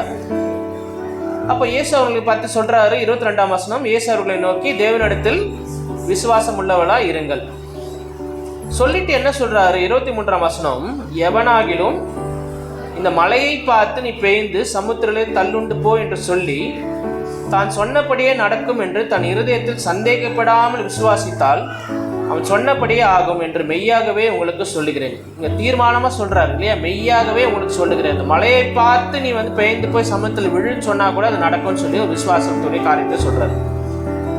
இப்போ முக்கியமான வசனம் 24ஆம் வசனத்தில் பாருங்க. எவைகளை கேட்டுக்கொள்வீர்களோ அவைகளை பெற்றுக்கொள்வோம் என்று விசுவாசியுங்கள், அப்பொழுது அவைகள் உங்களுக்கு உண்டாகும் என்று சொல்லுகிறேன். இது ஒரு வாக்குத்தத்தம் இல்லையா? நீங்கள் ஜெபம் பண்ணும்போது எவைகளை கேட்டுக்கொள்கிறீர்களோ அவைகளை பெற்றுக்கொள்வோம் என்று விசுவாசியுங்கள், அப்போது அவைகள் உங்களுக்கு உண்டாகும் என்று சொல்லுகிறார். இது ஒரு வாக்குத்தத்தமான ஒரு வார்த்தையை ஆண்டவர் இங்க சொல்றார். இப்போ என்ன சொல்றாருன்னா, இந்த வாக்குத்தத்தம் என்ன சொல்றாருன்னா, ஜெபத்தோடு விசுவாசத்தோடு ஜெபித்தால் உங்களுக்கு பதில் கிடைக்கும் என்று அவருக்கு வந்து சொல்றாரு. இந்த காரியத்தை உங்களுக்கு புரிய வைக்கிறதுக்கு என்ன பண்ணாரு? முந்தின நாளே வந்து வேலையை ஆரம்பிச்சிட்டாரு இல்ல? இப்போ இந்த ஒரு சின்ன சத்தியத்தை இவர்களுக்கு சொல்லுவதற்கு முந்தின நாளே ஆண்டவர் வந்து காரியத்தை வந்து ஆரம்பிச்சிட்டாரு. சொல்றாரு இல்லையா? மெய்யாவே உங்களுக்கு சொல்லுகிறேன்னு சொல்றாரு. இப்போ பாருங்க, இந்த வசனத்தை நீங்க நல்லா பார்த்தீங்கன்னா, முதல்ல அத்தி மரத்தை குறித்து சொல்றாரு, அதுக்கப்புறம் மலையை உதாரணமாக சொல்றாரு இல்லையா? அடுத்தது விசுவாசத்தை குறித்து சொல்றாரு. இப்போ இந்த அத்தி மரம் தான் இருக்கு இல்லையா? எதுக்கு இப்போ இந்த மலையை கொண்டு வரணும்? அத்தி மரத்தை பற்றி சொல்றாரு. அத்தி மரம் வந்து பட்டு போயிடுச்சு. ஆண்டவர் சொல்றாரு, அத்தி மரம் பட்டு போயிடுச்சு, அப்போ நீங்கள் விசுவாசத்தோடு சொன்னீங்கன்னா நடக்கும், அந்த காரியம் நடந்துச்சு. ஆனால் அடுத்த வசனத்துல மலையை பார்த்தோம் பெயர்ந்து போறோங்கன்னு சொல்றாரு. அடுத்தது உங்களுக்கு விசுவாசத்தை குறித்து சொல்றாரு. இங்க என்ன ஆண்டவர் சொல்ற வராருன்னா, இப்போ நீங்கள் சயின்ஸில் படிச்சிருப்பீங்க, ஒரு மரம் வந்து உயிர் உள்ளது இல்லையா? மரத்துக்கு உயிர் இருக்குது, செடி வளருது, காய் காய்க்கிறது. ஒரு உயிருள்ள ஒரு காரியத்தை நீங்கள் விசுவாசித்து சொல்லும்போது அது நடக்குது. அது மட்டும் இல்லை, உயிரில்லாத ஒரு மலையை பார்த்து நீங்கள் சொன்னாலும் அது நடக்கணும் வந்து ஆண்டவர் வந்து இங்கே சொல்கிறார் இல்லையா? அப்போ பாருங்கள், ஒரு உயிரற்ற ஒரு மலை, அதுக்கு நீங்கள் கட்டளையிடும் போது இந்த காரியம் நடக்குதுன்னா, உயிருள்ள ஆண்டவர் உங்கள் ஜெபத்தை வந்து கண்டிப்பாக கேட்கிறார் என்ற விசுவாசம் உங்களுக்குள்ளே இருக்கணும்னு ஆண்டவர் இங்கே சொல்கிறார் இல்லையா? ஒரு உயிருள்ள ஒரு மரம், அப்போ நீங்கள் சொல்ல இந்த மரத்துக்கு உயிர் இருக்குது, நான் சொன்னது கேட்டுச்சு அதனால் பட்டு போயிட்டு அப்படின்னு நீங்கள் சொல்லலாம். ஆனால் உயிரற்ற ஒரு மலையை பார்த்து நீங்கள் சொன்னாலும் அந்த சமூகத்தில் வந்து சமுத்திரத்தில் அது பயந்து போகும்னு சொல்லி ஆண்டவர் இங்கே சொல்கிறார். இப்போ இது உயிர் உள்ளதோ உயிரற்றதோ நீங்கள் விசுவாசத்தோடு கேட்கும்போது ஆண்டவர் அந்த காரியத்தை உங்களுக்கு செய்கிறார் சரிங்களா? அப்படிப்பட்ட விசுவாசம் உங்களுக்குள்ளே இருக்கணும். ஏன்னா சில காரியங்களை வந்து நமக்கு இது ரொம்ப பெரிய மலை போல தோன்றும். இது நடக்குமா, நடக்காதா, சூழ்நிலை இப்படி இருக்கிறத, என்னை சுற்றி இப்படி இருக்கிறாங்களே, எனக்கு விரோதிக்கிறார்களே, என்னுடைய காரியம் இப்படி இருக்குது, அடுத்த நாள் நான் என்ன ஆகும் தெரியலையே, என்னை சுற்றி இப்படிப்பட்ட காரியங்கள் நடந்து கொண்டு இருக்கிறதே நீங்கள் நினைச்சாலும், இந்த மலை போல தெரிந்தாலும் நீங்கள் விசுவாசத்தோடு கேட்கும் போது ஆண்டவர் இது செய்வார் என்று மெய்யாகவே உங்களுக்கு சொல்லுகிறேன் என்று ஆண்டவர் சொல்லுகிறார். புரியுதுங்களா? நான் இந்த காரியத்தை பார்க்கும்போது ஒரு சாட்சியை நான் ஒன்று படித்தேன். இந்த மலை குறித்து பேசும்போது, ஒரு அமெரிக்கா தேசத்தில் ஒரு பெண்மணி இருந்தாங்க, நல்ல ஒரு விசுவாசி. அவங்க வந்து அவங்களுடைய வேலையிலேருந்து ரிட்டையர் ஆகும்போது, நம்ம இப்போ எப்படி நம்ம வேலையிலேருந்து ரிட்டையர் ஆகும்போது நமக்கு வந்து செட்டில்மெண்ட் தராங்க இல்லையா, பிஎஃப், கிராஜுவிட்டி, அந்த மாதிரி கொடுக்கும்போது அவங்க வேலையிலேருந்து ரிட்டையர் ஆகும்போது அவங்களுக்கு ஒரு நல்ல ஒரு தொகை அவங்களுக்கு செட்டில்மெண்ட்டாக அவங்களுக்கு கிடச்சிது. அவங்க வந்து இதை வச்சு என்ன பண்ணலான்னு யோசிக்கும்போது அவங்களுக்கு வந்து ஆண்டவர் சொன்ன காரியம் வந்து, அவங்க என்ன சொன்னாங்கன்னா, நான் வந்து ஒரு அநாத பிள்ளைகளுக்கு ஒரு விடுதி ஆரம்பிக்கலாம், இந்த பணத்தை கொண்டு அநாத பிள்ளைகளுக்கு ஒரு கட்டிடத்தை கட்டி ஒரு விடுதியை ஆரம்பிக்கணும்னு சொல்லி அவங்க வந்து நினச்சாங்க. இப்போ இந்த அமெரிக்கன் கவர்மெண்ட்டில் என்ன ஒரு காரியம்னா, இப்போ நம்ம வந்து ஒரு சோஷியல் ஒர்க்கு, ஒரு நல்ல செயலை செய்யணும் அப்படின்னு நம்ம போகும்போது அந்த கவர்மெண்ட் அப்ரோச் பண்ணும்போது அவங்களும் இலவசமாக ஒரு லேண்டை தருவாங்க. சரிங்களா? ஒரு லேண்டை தருவாங்க, நீங்கள் அங்கே வந்து கட்டிடத்தை கட்டிக்கொள்ளலாம். சரிங்களா? இவங்க வந்து என்ன பண்ணாங்க, ஃபஸ்ட்டு என்ன பண்ணாங்கன்னா, ஒரு இன்ஜினியர்கிட்ட போயிட்டு இந்த மாதிரி நான் வந்து ஒரு பில்டிங் கட்டணும், ஒரு அனாதை பிள்ளைகளுக்காக ஒரு வந்து ஆர்ஃபனேஜ் கட்டணும், அதுக்கு எவ்வளோ செலவாகும்னு கேட்டிருக்காங்க. அவர் ஒரு தொகையை சொல்லியிருக்காரு. இந்த தொகையை சொல்லும் போது அவங்ககிட்ட இருந்த பணத்துக்கும் அந்த தொகைக்கும் வந்து சரியாக இருந்தது. சரி, ஓகே, இவங்க சொல்கிற அமௌண்ட்டும் என்கிட்ட இருக்கிற காசு, அவர் கொடுத்த எஸ்டிமேட்டும் என்கிட்ட இருக்கிற காசும் சரியாக இருக்குது சொல்லிவிட்டு என்ன பண்ணாங்களாம், கவர்மெண்ட்டை போய் அப்ரோச் பண்ணாங்க. கவர்மெண்ட் அப்ரோச் பண்ணும்போது அவங்களுக்கு ஒரு லேண்டை கொடுத்தாங்க. ஓகே, இந்த லேண்டை உங்களுக்கு அலாட் பண்ணுறேன், நீங்கள் ஒரு நல்ல காரியத்துக்காக அதை கேட்குறீங்கன்னு சொல்லி அவங்களுக்கு அலாட் பண்ணுறாங்க. இப்போ இந்த அலாட் பண்ண லேண்டை வந்து இவங்க பார்க்க போகும்போது என்ஜினியரை கூப்பிட்டு பார்க்க போகிறாங்களாம். போகும்போது அந்த லேண்ட் எங்கே இருக்குதா, ஒரு மலை இருக்கிறதுல, ஒரு மலை இருக்கிறதுல ஒரு மலை பகுதி தான் அந்த லேண்டாக கொடுத்துருக்காங்க, ஒரு பெரிய ஒரு மலை பகுதி. இப்போ அந்த என்ஜினியர் சொல்கிறாரா, நான் கொடுத்த எஸ்டிமேட்டு வந்து ஒரு சமமான பூமியில் கட்டுறதுக்கான ஒரு எஸ்டிமேட்டு. இப்போ இவங்க வந்து இந்த லேண்டை வந்து ஒரு மலையாக தான் உங்களுக்கு கொடுத்துருக்காங்க. இப்போ நான் வந்து இது இடித்து கட்டணும்னா நான் கொடுத்த எஸ்டிமேட்டை விட 2 மடங்கு ஆகும்.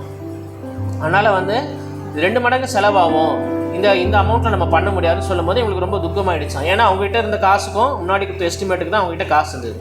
இப்போ அவங்க வேதத்தை படிக்கும்போது இந்த வசனத்தை அவங்க படிச்சிருக்காங்க. எவனாகிலும் இந்த மலையை பார்த்து நீ பெய்ந்து சமுத்திரத்திலே தள்ளுண்டு போ என்று சொல்லி நான் சொன்னபடி நடக்கும் என்று தன் இருதயத்தில் சந்தேகப்படாமல் விசுவாசித்தால் அவன் சொன்னபடி ஆகும் என்று மெய்யாகவே உங்களுக்கு சொல்லுகிறேன்னு சொல்லி இந்த வசனத்தை படிச்சுக்கிறாங்க. படிச்சுட்டு இந்த வசனத்தை கையை வச்சு ஜெபிக்கிறாங்க. ஆண்டவர் இப்படி சொல்லியிருக்கீங்க, இப்படி மலை போல ஒரு காரியம் இருக்குது. ஜெபிச்சுட்டு இருக்கும் போதே அவங்களுடைய வீட்டுக்கு ஒரு காலிங் பெல் அடிக்கிறாங்க. காலிங் பெல் சத்தம் கேட்குது. திறக்கும் போது ஒரு அந்த நாட்டிலே வந்து ஒரு பிரசித்தி பெற்ற ஒரு இன்ஜினியர், அவர் என்னன்னா வந்து கவர்மெண்ட்டோட ப்ராஜெக்டை எடுத்து பண்ணுகிற ஒரு இன்ஜினியர், அவர் வராரு. வந்துட்டு இந்த அம்மா கிட்ட வந்துட்டு நிற்கிறாரு. இவங்க கேட்குறாங்க என்ன வேணும்னு. இந்த மாதிரி நான் வந்து கவர்மெண்ட் ஒரு ப்ராஜெக்ட் அமைச்சிருக்கேன், அது என்ன ப்ராஜெக்ட்னா கடல் மேலே வந்து நான் பாலம் கட்டுற ஒரு ப்ராஜெக்டை நான் வந்து கவர்மெண்ட்டுக்கிட்டேருந்து வாங்கியிருக்கேன். அப்போ நான் இந்த பாலத்தை கட்டணும்னா இந்த கடலுக்குள்ளே நான் நிறைய கற்களை வந்து போடணும். நிறைய கற்களை இந்த கடலுக்குள்ளே போட்டால் தான் இந்த கடல் மேலே நான் பாலத்தை கட்ட முடியும்.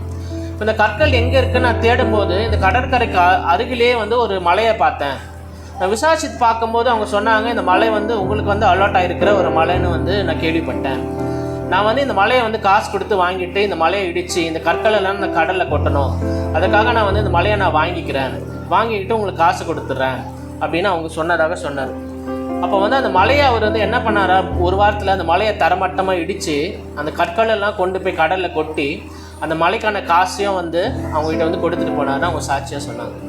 அப்போ பாருங்கள், உங்களோட விசுவாசம் ஒரு மலையை பார்த்து பெயர்ந்து கடலில் தள்ளுண்டு போன்னு சொல்கிற ஒரு விசுவாசம் உங்களுக்குள்ளே இருக்குமானால் ஆண்டவர் சொல்கிறாரு மெய்யாகவே அந்த காரியத்தை உங்களுக்கு வாய்க்க பண்ணுவார்னு சொல்கிறார். நல்லா புரிஞ்சுங்க, நம்ம ஜெபம் பண்ணும்போது ஆண்டவர் வந்து கேட்கிற ஆண்டவராக இருக்கிறார். உயிர் உள்ளதோ உயிரற்றதோ நீங்கள் எப்படிப்பட்ட ஜெபத்தை நீங்கள் பண்ணும்போது ஆண்டவர் வந்து கண்டிப்பாக அந்த ஜெபத்தை கேட்டு ஆண்டவர் உங்களுக்கு ஒரு விடுதலை தருகிற ஆண்டவராக இருக்கிறார். அவரால் நம்ம நினைப்போம் இந்த காரியத்தெல்லாம் நம்மளால செய்ய முடியாது, இதெல்லாம் நடக்குமான்னு. ஆனால் ஆண்டவரால் செய்யக்கூடாத காரியம் ஒன்றுமே கிடையாது. அவரால் முடியாதது என்று ஒன்றுமே கிடையாது. ஒரு நாளில் ஒரு ராத்திரியில் உங்கள் சூழ்நிலையை மாற்றக்கூடிய ஆண்டவர் அவர் ஆண்டவர். அந்த ஆண்டவர் சொல்கிறாரு, நீங்கள் எந்த ஒரு சந்தேகப்படாமல் விசுவாசத்தோடு கேட்கும்போது ஆண்டவர் வந்து உங்களுக்கு காரியங்களை வாக்கியப்படுகிற ஆண்டவராக இருக்கிறார். சரிங்களா? அதனால் முதல்ல நம்ம பார்க்கும்போது நம்ம தேவனுடைய ஆலயமாக இருக்கிறோம் இல்லையா? பரிசுத்த ஆவி நமக்குள்ளே தங்கி இருக்கிறது. அந்த எண்ணம் உங்களுக்குள்ளே இருக்கும்போது ஆண்டவர் வந்து இந்த ஆலயத்திலேருந்து ஏறெடுக்க போகிற ஒவ்வொரு ஜெபத்துக்கும் ஆண்டவர் வந்து பதில் தருகிற ஆண்டவராக இருக்கிறார். ரெண்டாவதாக நம்ம பார்க்கும்போது நம்ம ஜெபத்தில் ஆண்டவர் வந்து தூப வர்க்கத்தை கலக்கிறார் இல்லையா? அது மிக்ஸ் பண்ணி ஒரு நறுமணமாக ஆண்டவருக்கு முன்பாக நிற்கிறது. நம்ம ஜெபங்களை எவ்வளோ குறைவு இருந்தாலும், அவர் பிரியமில்லாத ஜெபங்கள் இருந்தாலும் ஆண்டவர் வந்து தூப கலசத்தை கலக்கி அது வந்து அவருக்கு சுகந்த ஜெபமாக ஆண்டவர் மாற்றுகிற ஆண்டவராக இருக்கிறார். அதனால் நான் இப்படி தான் ஜெபிச்சேன் அப்படி தான் ஜெபிச்சேன்லாம் ஒன்றும் இல்லை. ஆண்டவர் வந்து எல்லா ஜெபத்துக்கும் ஆண்டவர் வந்து மாற்றி உங்களுக்கு பதில் அளிக்கிறார். மூன்றாவது, நீங்கள் உங்கள் ஸ்தானத்தை புரிந்து கொள்ளுங்கள். நீங்கள் இயேசு கிறிஸ்து அருகாமையில் இருக்கிற ஜனங்கள், ஆவிக்குரிய ரீதியாக இயேசு கிறிஸ்துக்கு பக்கத்தில் அமர்ந்திருக்கிற ஜனங்கள் நீங்கள் தான். தேவ தூதர்கள் கூட இந்த ஸ்லாக்கியம் இல்லை. நம்ம பக்கத்தில் இருக்கும்போது ஆண்டவர் கண்டிப்பாக நம்ம ஒரு பக்கத்தில் இருக்கிற உதவி கேட்கும்போது கண்டிப்பாக அவங்க செய்வாங்க இல்லையா? நெருக்கமானவர்களுக்கு கண்டிப்பாக அந்த உதவியை செய்வது நமக்கு பழக்கம். ஆண்டவர் கண்டிப்பாக உங்களுடைய காரியங்களை ஆண்டவர் கேட்டு அதற்கு பதில் தருகிறார். நான்காவதாக, விசுவாசத்தோடு கேளுங்க இல்லையா? மெய்யாகவே உங்களுக்கு சொல்லுகிறேன்னு ஆண்டவர் சொல்லுகிறார். அது உயிர் உள்ளதோ உயிரற்றதோ, நீங்கள் விசுவாசத்தோடு கேட்கும்போது ஆண்டவர் உங்களுக்கு பெரிய காரியங்களை அற்புதங்களை ஆண்டவர் செய்ய வல்லவராக இருக்கிறார். சரிங்களா? நாம் வச்சுங்க, நீங்கள் எது கேட்டாலும் சந்தேகப்படாமல் இல்லையா? சந்தேகப்படுகிறவன் அலையை போல தான் இருக்கிறான். வரும்போது பெருசாக வரும், ஆனால் புஷ்ஷுன்னு மறைஞ்சிடும். நம்ம ஜெபம் பண்ணும்போது கண்டிப்பாக நடக்குமோன்ற விசுவாசத்தோடு சந்தேகப்படாமல் கேட்கும்போது ஆண்டவர் கண்டிப்பாக ஆண்டவர் செய்கிறார் இல்லையா? அதே காரியத்தை தான் நம்ம வர்ஷிப் டைம்லேயும் பார்த்தோம். பிரதர் சொல்லும் போது அதே தான் சொன்னார். விசுவாசத்தோடு ஜெபிங்க, ஆண்டவர் காரியங்களை செய்யத்தக்க வல்லவராக இருக்கிறார். சரிங்களா? நம்ம ஜெபிக்கலாமா?